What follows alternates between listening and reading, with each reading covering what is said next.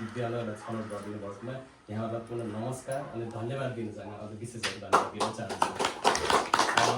वैदेशिक रोजगारमा रहने अन्य के अरे विदेशमा रहने नागरिकहरूको लागि नि यहाँले एउटा चेतनामूलक एउटा सन्देश दिनुभएको छ, जसले गर्दाखेरि यहाँहरूले यस कार्यक्रम गर्दै गर्दा यहाँ नेपालमा गरेको चाहिँ नि हामीले सामाजिक सञ्जालहरूमा यहाँहरूको चाहिँ नि गुणगान गाउँदै गर्दा र अन्य देशमा रहनुभएका नागरिकहरूले पनि हामीलाई चाहिँ नि देशमा के गर्नुपर्छ भन्ने चाहिँ उहाँहरूलाई चाहिँ एउटा शिक्षा रहनेछ भन्ने पनि पूर्ण विश्वास गरिरहेको छु।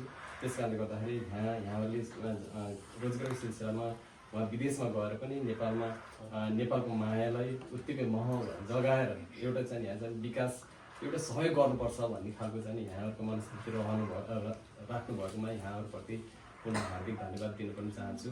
र यसै गर्दै यहाँको यस पछाडि हाम्रो अर्को स्कुलमा नि हो भन्ने सुनिरहेको छु। त्यस कारणले गर्दा यसरी यहाँ धेरै स्कुलहरू छ, यस्तो छ यहाँहरूको चाहिँ अनि फाकिलो गर्नुहुन्छ भने धेरै ठाउँहरू छ। यहाँहरूले पनि यहाँ सहरहरू लगायत यहाँ सामाजिक व्यक्तित्वहरू हुनुहुन्छ, उहाँहरूसँग सहकार्य गर्नुभयो भने अन्य ठाउँमा पनि यहाँहरूले चाहिँ सहयोग गरिदिनु भएको। भने नगरपालिका वडा नम्बर 5लाई एउटा कोरियामा रहेको दक्षिण कोरियामा रहेको समितिसँग चाहिँ सम्बन्ध नजिक गाँसियोस् भन्ने पनि शुभकामना व्यक्त गर्न चाहन्छु। यहाँहरूले ठुलो धनराशि दिनुभएको रहेछ, यसो हेर्दै गर्दा ठुलो धनराशि दिनुभएको छ। यसले चाहिँ हाम्रो रामप्रसादजीले पनि भनिसक्नु भएको छ कि एउटा बिउ पुँजीको रूपमा छ र यसले चाहिँ धेरै फ्राकिलो चाहिँ काम गर्नेछौँ भन्ने खालको चाहिँ एउटा प्रतिबद्धता पनि छ।